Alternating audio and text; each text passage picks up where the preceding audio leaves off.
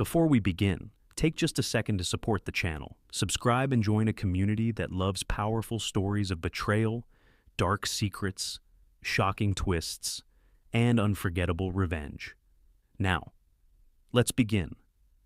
The night my wife stood on a stage and thanked another man for changing her life, I was sitting less than 30 feet away, holding a folder that could send both of them into a nightmare they never saw coming. The strange part wasn't the betrayal. By then, I already knew about the lies. I already knew about the secret meetings, the hidden contracts, and the conversations that were never supposed to reach me. The strange part was watching her smile while she did it. Watching her raise a champagne glass in front of hundreds of people and speak about loyalty, trust, and partnership, as if those words still meant something. The entire ballroom erupted into applause. Investors stood. Reporters lifted their cameras. Business executives nodded in admiration. And there I was, sitting quietly at a table near the back wall, realizing that every person in that room was celebrating a future that no longer existed. My name is Ethan Walker. I'm 53 years old, and I live in Preston Hollow, a neighborhood in Dallas, Texas. For most of my life, I believed success was simple. Work harder than everyone else. Keep your word. Protect the people you love. Show up every day even when nobody notices. That's how I built Walker Commercial Group, from a tiny office with 2 folding desks into one of the largest private development companies in Texas. It took 28 years, thousands of flights, endless meetings, and more sacrifices than I can count. But I never complained because I thought I was building something that would eventually matter. Not just buildings, a life, a legacy, a future for the people closest to me, especially my wife, Claire. When I met Claire, she was 29 years old and working as a project coordinator for a hospitality company in Austin.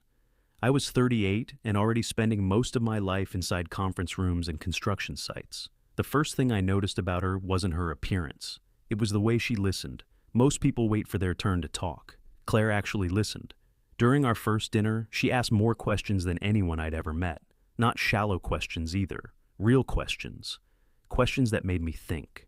Questions about ambition, purpose, family, and the kind of person someone becomes after success finally arrives.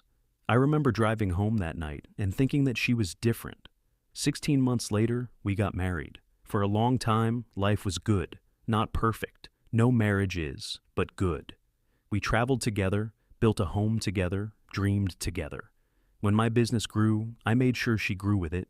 I never believed in the idea that one spouse should stand in the shadows while the other takes the spotlight.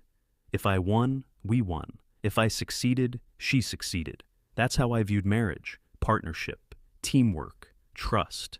Looking back now, I sometimes wonder whether I believed in those things more than she did. 3 years before that ballroom event, Claire became involved in a luxury waterfront redevelopment project in Miami. It was the biggest project our company had ever touched. Hotels, residential towers, restaurants, entertainment spaces, the kind of development that ends up on magazine covers. Claire wasn't officially running it, but she quickly became one of its most visible public representatives. She had the personality for it. Investors liked her, media outlets liked her, clients trusted her. Within a year, she was speaking at conferences, appearing in interviews, and building relationships with people all over the country. I was proud of her. Every accomplishment felt like something we had achieved together. Then came Ryan Mercer. Ryan was 42, charismatic, polished, and dangerously good at making people feel important. Officially, he was an outside consultant hired to help manage investor relations for the Miami project. Unofficially, he was the type of man who walked into a room and immediately became its center of gravity. The first few times I met him, I liked him. Most people did. He was intelligent, charming, and always seemed to know exactly what to say. Looking back, that's probably what made him so effective. The changes started slowly. That's how these stories usually begin. Claire began traveling more frequently. Her schedule became unpredictable. Weekend meetings appeared with little notice. Business dinners stretched later into the evening. Whenever I asked questions, the answers sounded reasonable. Miami was growing. Investors needed attention. Opportunities were expanding. Everything had an explanation, and because I trusted her completely, I accepted those explanations without much thought. The first crack appeared 18 months before the ballroom event. I was reviewing quarterly reports late one evening when I noticed several consulting payments connected to the Miami project. The amounts weren't alarming, the destinations weren't immediately suspicious, but something felt off. After nearly 3 decades in business, instincts become difficult to ignore. Most of the time, they save you from making expensive mistakes. So I asked our accounting department to provide additional documentation. Nothing formal, nothing dramatic, just routine verification. The paperwork arrived 3 days later. At first, everything looked normal. Then I started following the money. One consulting firm led to another. That firm led to a third company. The third company led to an address that didn't appear to house any actual business operations. That was when my concern turned into curiosity. Curiosity became suspicion. Suspicion became a private investigation. I hired a forensic accounting team through an attorney I trusted. Not because I wanted to accuse anyone, because I wanted facts. Facts don't care about emotions. Facts don't care about marriage. Facts don't care about excuses. Facts simply exist. 6 weeks later, the first report landed on my desk. I still remember the feeling of opening it. Part of me expected a simple misunderstanding, a clerical error, an accounting oversight. Instead, I discovered that nearly $11 million had been redirected through a network of shell entities connected to individuals working on the Miami project. One of those individuals was Ryan Mercer. The other was my wife. I stared at those pages for nearly an hour, not moving, not speaking, just reading, then rereading, then reading again. People imagine betrayal arrives with screaming and drama. In reality, it often arrives in silence, a quiet office, a stack of documents, a realization so heavy that your brain refuses to process it immediately. I didn't confront Claire. I didn't call Ryan. I didn't tell anyone what I had found. Instead, I started digging deeper.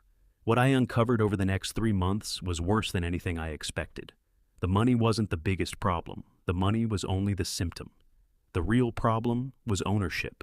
Hidden inside dozens of contracts was a long-term plan designed to separate the Miami project from Walker Commercial Group and place control into a newly created holding structure. A structure that would eventually be controlled by Claire and Ryan.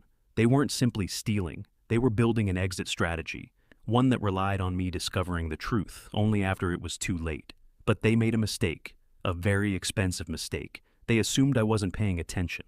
The final piece arrived 8 days before the ballroom event in Chicago. An anonymous package appeared at my office. No return address, no note, just copies of emails, hundreds of them. Conversations between Claire and Ryan spanning almost 2 years. Business discussions, financial planning, personal messages, private jokes, and eventually, things no husband ever expects to read. I made it through all 217 pages, every single one. By the time I finished, something inside me had changed. The anger was gone. The sadness was gone. What remained was clarity. Pure clarity. The ballroom event was scheduled for the following Friday night at the top of the Blackstone Tower overlooking downtown Chicago. More than 400 guests were expected to attend. Investors, politicians, journalists, industry leaders. It was supposed to celebrate the future of the Miami development project and announce a major expansion initiative. Claire spent weeks preparing for it. She never realized I already knew everything. On the afternoon of the event, I received a call from my attorney, then another from a forensic investigator, then another from a corporate governance specialist. Each call confirmed the same thing. The evidence was complete. The legal strategy was ready. The timing was perfect. All that remained was execution. At 7:45 that evening, I stepped into the ballroom. Crystal chandeliers illuminated the ceiling. A live jazz band played near the stage. Servers carried silver trays through crowds of laughing guests. And standing near the center of the room, surrounded by cameras and admirers, was my wife. She looked happy, radiant even. For a brief moment, I found myself remembering the woman I met in Austin 14 years earlier. Then she looked directly at Ryan, smiled, and took the stage. The crowd immediately quieted. She thanked investors, thanked partners, thanked community leaders. Then she raised her glass toward Ryan Mercer, and the words that came out of her mouth caused the entire room to erupt into applause. This man believed in me before anyone else did.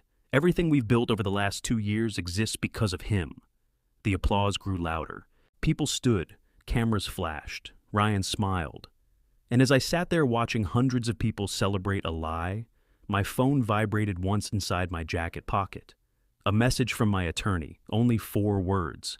The filings are approved. I looked down at the screen, read the message, locked the phone, then slowly looked back toward the stage. Because neither Claire nor Ryan had any idea that less than 30 minutes earlier, control of the entire project had shifted in a way they never imagined possible. And before the weekend was over, they were going to learn exactly how dangerous it is to betray the person who built the foundation beneath your feet. I looked up from my phone and slipped it back into my jacket as the applause continued rolling through the ballroom. Claire was still standing on stage beside Ryan, smiling for photographs, while investors lined up to shake their hands. If someone had walked into that room at that exact moment, they would have assumed they were looking at 2 people standing at the peak of their success. That's the funny thing about appearances. The closer people get to disaster, the more they often look like they're winning. Nobody notices a building is collapsing until the first crack reaches the surface. I stayed for another 20 minutes, long enough to watch reporters gather around Claire, long enough to hear Ryan explain their vision for the future, long enough to listen to both of them discuss plans that no longer belonged to them. Every sentence made me more certain that remaining quiet had been the correct decision.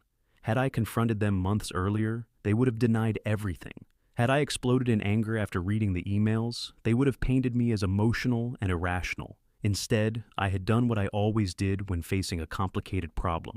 I gathered information, I built a strategy, and then I waited. Around 9:30, I left the ballroom without saying goodbye to anyone. Nobody stopped me, nobody followed me. I took the elevator down to the lobby and stepped out onto the Chicago sidewalk. The air was colder than I expected. Traffic moved through downtown in steady streams of headlights and taillights. For the first time in weeks, I felt calm. Not happy.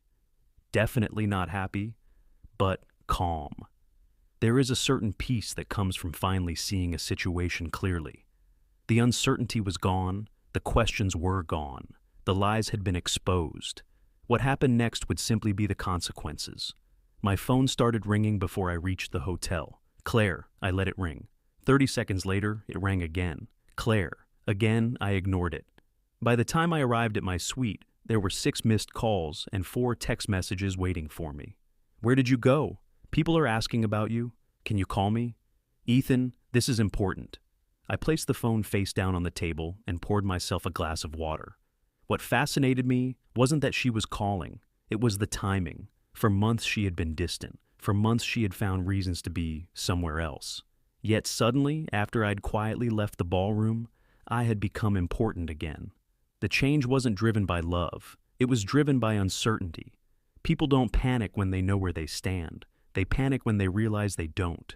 At 10:15, another message arrived. This one wasn't from Claire. It was from my attorney, David Brooks. David and I had worked together for almost 15 years. He was one of the few people on earth whose judgment I trusted completely. Don't answer any calls. Board meeting Monday. Everything is in motion. That was all the message said. It didn't need to say more. I slept better that night than I had in months.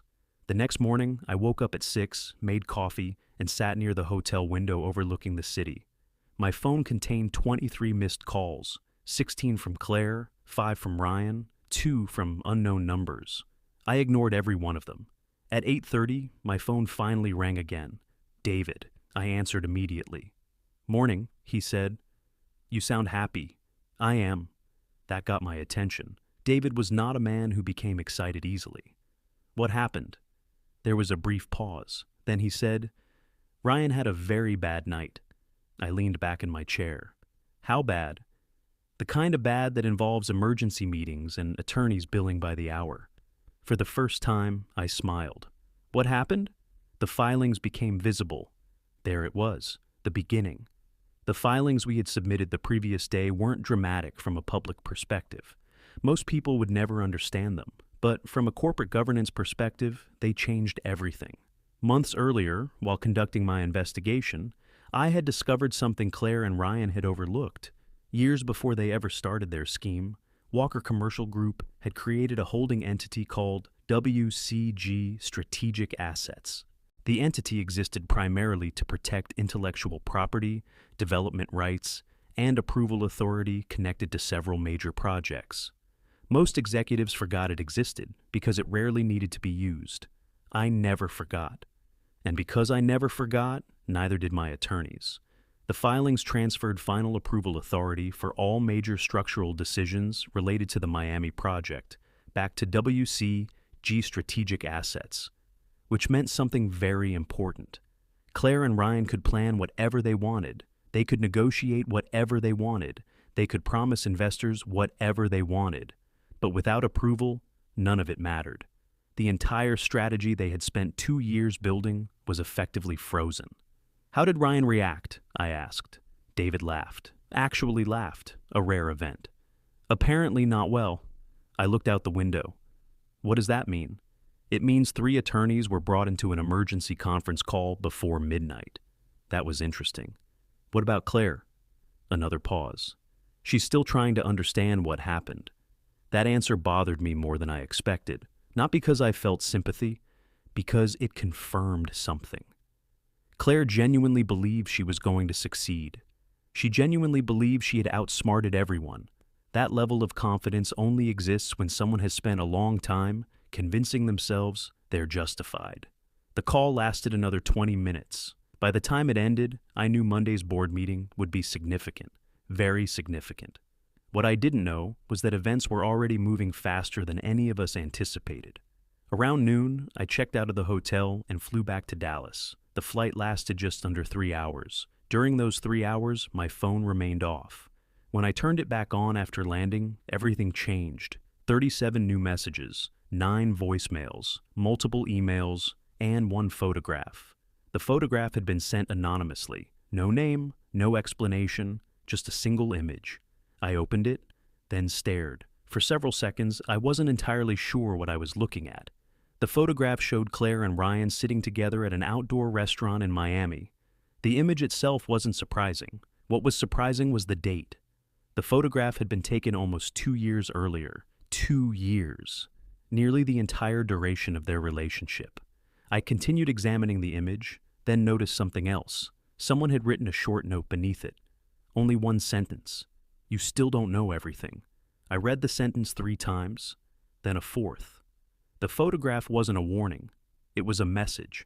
Someone was trying to tell me there was another layer to the story, and judging by the timing, they wanted me to discover it before Monday. The rest of the weekend passed in a blur of phone calls with attorneys, financial analysts, and investigators.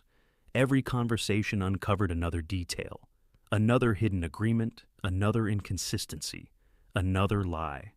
By Sunday evening, one thing had become painfully clear. The money wasn't the biggest issue. The affair wasn't the biggest issue. Even the attempted takeover wasn't the biggest issue. There was something else, something bigger, something none of us had fully understood yet. Monday morning arrived. At exactly 8:45 a.m., I walked into the boardroom at Walker Commercial Group headquarters. The room was already occupied. Board members, corporate counsel, outside advisors. Everyone looked serious. Everyone looked prepared. Then the door opened behind me. I turned. Claire walked in first. Ryan followed a few seconds later. Neither of them looked like they had slept much. Neither of them looked confident anymore. But what immediately caught my attention wasn't their appearance. It was who walked in behind them. A woman I had never seen before. Mid-40s, dark blue suit, leather briefcase, completely expressionless. She wasn't introduced. She didn't speak. She simply took a seat near the end of the table. I leaned toward David. "Who is that?" David's expression changed. Not much, just enough. "That's the person we've been trying to identify for 3 weeks. I frowned. "What person?" David looked directly at me, then lowered his voice. "The person who has been secretly funding Ryan's operation." For the first time since this entire nightmare began, I felt genuine surprise, because suddenly it became obvious. Ryan Mercer had never been acting alone, and whoever that woman was, she might be the most dangerous person in the room. The moment David said those words, my attention shifted completely away from Claire and Ryan. Until that point, I had spent months believing I understood the battlefield. I thought I knew the players. I thought I knew the motives. Claire wanted power. Ryan wanted control. Together, they wanted ownership of a project worth hundreds of millions of dollars. It was a simple story, painful but simple. Then that woman walked into the boardroom, and suddenly the story stopped being simple. She sat quietly near the far end of the table while everyone settled into their seats. No introductions, no conversation, no attempt to draw attention to herself. In my experience, truly powerful people rarely announce their importance. They let everyone else discover it the hard way. The board meeting began at 9 o'clock sharp. Our chairman reviewed standard procedural items first: legal notices, governance requirements, documentation, formalities. Normally, those discussions bored most people in the room. Not that morning. Every person sitting at that table knew something significant was about to happen. Ryan spent most of the opening discussion staring at a folder in front of him. Claire barely looked in my direction. The woman remained completely motionless. David sat beside me, reviewing notes. Then the chairman reached the item everyone had come for: the Miami Project review. The room immediately became silent. One of our forensic accountants stood and began presenting findings. He walked through financial records, vendor agreements, consulting payments, transfer patterns, entity structures, everything methodically, professionally, without emotion. Facts are dangerous because they don't care how people feel. Over the next 40 minutes, he dismantled 2 years of deception, one document at a time. Nobody interrupted him. Nobody could. Every statement was supported by evidence. Every conclusion was supported by records. Every transfer was documented. As the presentation continued, I watched Claire, not Ryan, Claire. At first she appeared calm, then concerned, then uncomfortable, then something else. Confusion, real confusion. That caught my attention immediately, because confusion suggested she was learning things she hadn't known before. The realization sat quietly in the back of my mind while the presentation continued. When the accountant finally finished, the room remained silent for several seconds. Then the chairman looked toward Ryan. "Would you like to respond?" Ryan cleared his throat. For the first time since I'd met him, he looked genuinely uncertain. "I believe some of these conclusions are being interpreted incorrectly." There it was, the standard response. Not denial, not acceptance, interpretation. The word people use when facts become inconvenient. The chairman nodded politely. "Please explain." Ryan launched into a carefully prepared defense. Consulting structures, growth strategies, investment vehicles, administrative efficiencies. The explanation sounded impressive. It was also nonsense. Not because he wasn't intelligent, because the documentation was stronger than the argument. Every minute he spoke seemed to make his position worse. Then something unexpected happened. The woman at the end of the table finally spoke. One sentence. That's all it took. "Stop." The room froze. Ryan stopped speaking immediately. Not because he wanted to, because he reacted instinctively, like someone responding to authority. Every eye turned toward her. She calmly opened her briefcase, removed a thin folder, placed it on the table, then looked directly at Ryan. "You've already made enough mistakes." The temperature in the room seemed to drop. Ryan's face lost color, not dramatically, just enough. Enough for me to notice. The woman turned toward the board. "My name is Victoria Kane." No one spoke. Victoria continued. "I am the managing partner of Kane Strategic Capital." That name hit the room like a thunderclap. Several board members exchanged looks. Even the chairman appeared surprised. I knew the name. Everyone in large-scale development knew the name. Kane Strategic Capital specialized in distressed acquisitions, hostile restructurings, and corporate recoveries. They didn't enter situations unless enormous amounts of money were involved. The question wasn't who Victoria Kane was. The question was why she was here, and why Ryan looked terrified. Victoria opened the folder. "I believe there's information this board should receive immediately." Nobody objected. Nobody dared. She slid several documents toward the chairman, then several more toward David, then several more toward me. I looked down and instantly understood why Ryan appeared ready to pass out. The documents weren't connected to the Miami project. They were connected to him personally. Bank records, private agreements, side contracts, investment commitments. And buried among them was something that changed everything. Ryan had been lying to everyone, not just me, not just the board, everyone, including Claire. I began reading. Each page made the picture clearer. Ryan hadn't been building an empire. He'd been building an escape route. The shell companies, the hidden transfers, the restructuring efforts. None of them were designed to create a future with Claire. They were designed to create a future without accountability. And according to the documents now sitting in front of me, he had been planning that future for years before he ever met my wife. Across the table, Claire was reading the same material. I watched the exact moment she understood. Her eyes stopped moving. Her shoulders stiffened. Then she turned toward Ryan. The look on her face wasn't anger. It wasn't betrayal. It was disbelief. Pure disbelief. The kind that only appears when someone realizes they've been manipulated by a person they trusted. Ryan refused to meet her eyes. That told me everything. Victoria Kane folded her hands calmly. "Mr. Mercer," she said, "would you like me to continue, or would you prefer to explain it yourself?" Ryan stared at the table. No answer. Victoria nodded slightly, then continued. And over the next 15 minutes, she systematically destroyed what remained of his credibility. Multiple undisclosed liabilities, personal debts, private investor obligations, hidden commitments, none of which had ever been disclosed to Claire, none of which had ever been disclosed to the project, and all of which suggested one very important fact. Ryan Mercer had never intended to share control with anyone. Not me, not investors, not Claire, no one. He was using everyone. The room felt different now. The focus had shifted. The betrayal I thought I understood suddenly looked very different. Claire wasn't innocent, not even close. She had made choices, bad choices, selfish choices, choices that had shattered our marriage. But sitting there watching her stare at those documents, I realized something I hadn't expected. She had also been lied to. Not in the same way I had, but lied to nonetheless. The board meeting continued for another 2 hours. By the time it ended, several resolutions had been passed.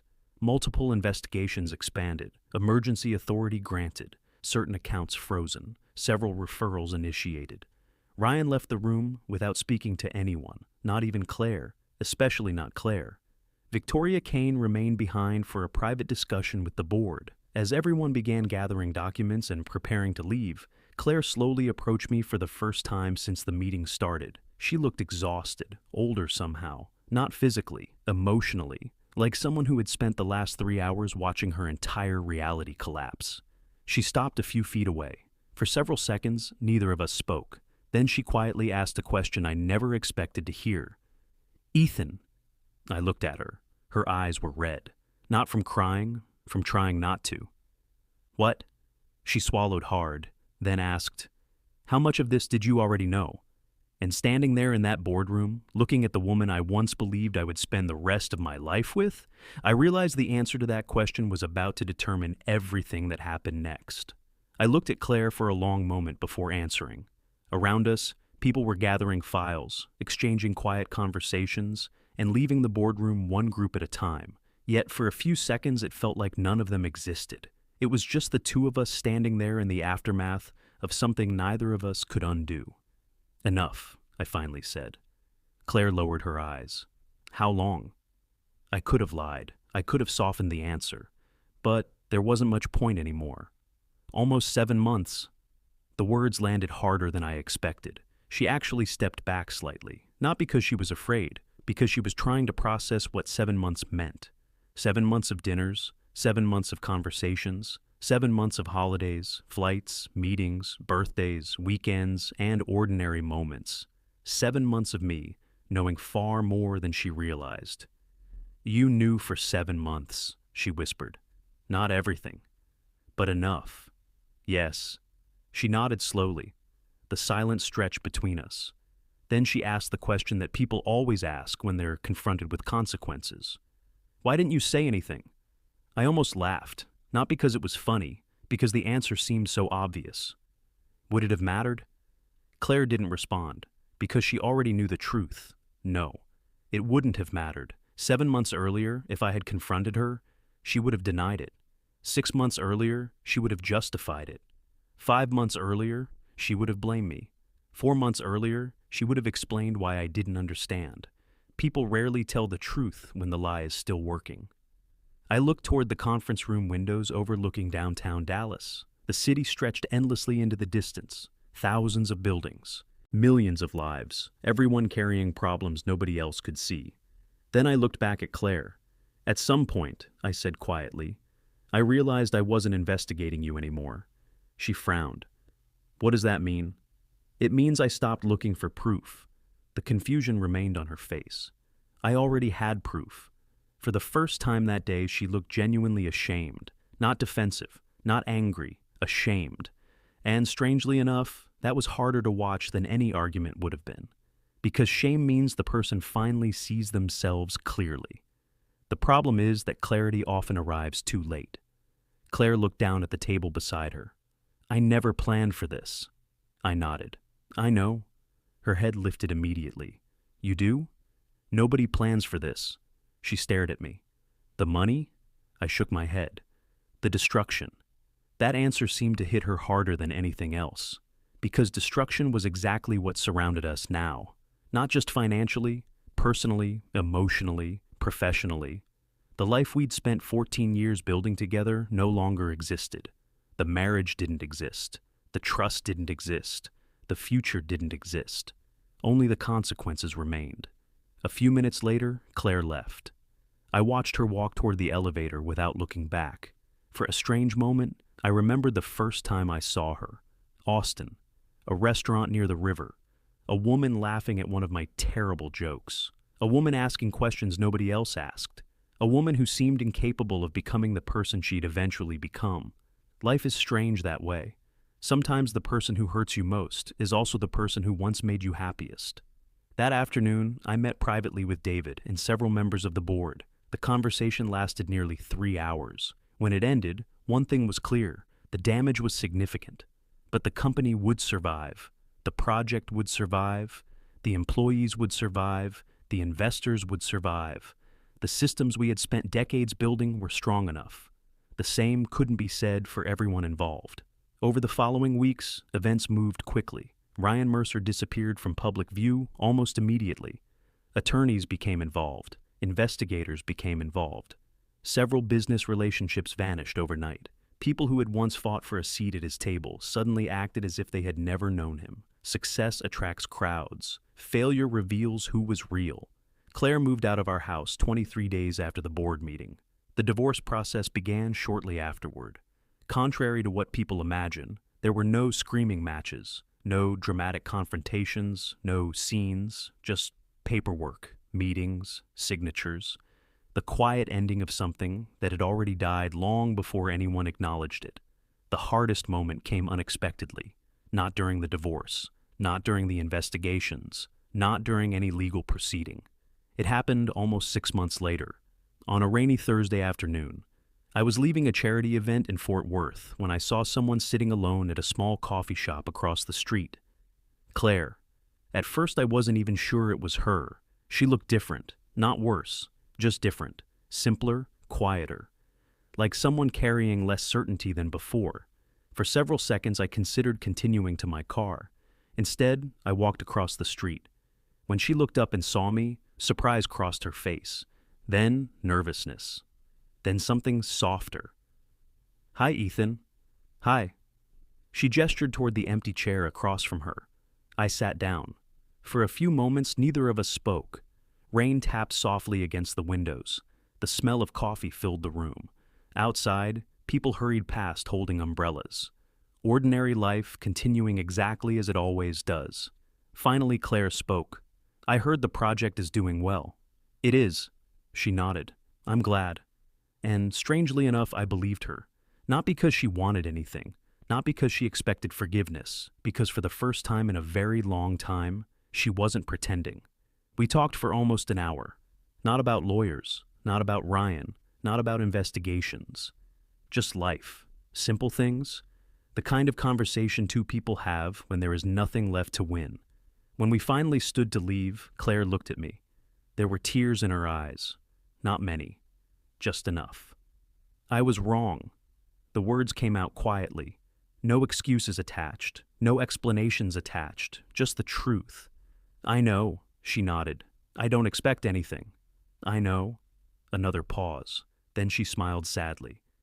You were always better at seeing people than I was." For a second, I almost disagreed. After all, I'd spent years failing to see what was happening right in front of me. But maybe that wasn't the lesson. Maybe the lesson was different. Maybe the lesson was that trust isn't weakness. Maybe trusting someone says more about your character than theirs. We walked out of the coffee shop together, then went separate directions. And that was the last time I saw Claire. Today, I'm 53 years old. Walker Commercial Group is stronger than it has ever been. The Miami project was completed successfully. The employees kept their jobs. The investors received their returns. The buildings stand exactly where they were supposed to stand. People sometimes ask me if I regret trusting Claire. It's an understandable question, but the answer surprises them. No. I regret many things. I regret ignoring warning signs. I regret confusing loyalty with certainty. I regret believing that love automatically protects people from bad decisions. But I don't regret trusting her, because trust wasn't my mistake. Breaking it was hers. The night Claire stood on that stage and thanked another man for changing her life, she thought she was celebrating the beginning of something. She was wrong. It was the ending. The ending of a lie. The ending of a betrayal. The ending of a future built on deception. And the beginning of something far more valuable. The truth. The funny thing about the truth is that it doesn't need to shout. It doesn't need revenge. It doesn't need applause. It simply waits, patiently, quietly, until everyone else runs out of lies. And eventually, they always do. What do you think about Ethan's story? Let me know in the comments below. And if you enjoy stories of betrayal, revenge, and justice, don't forget to subscribe to the channel for more. Thanks for watching.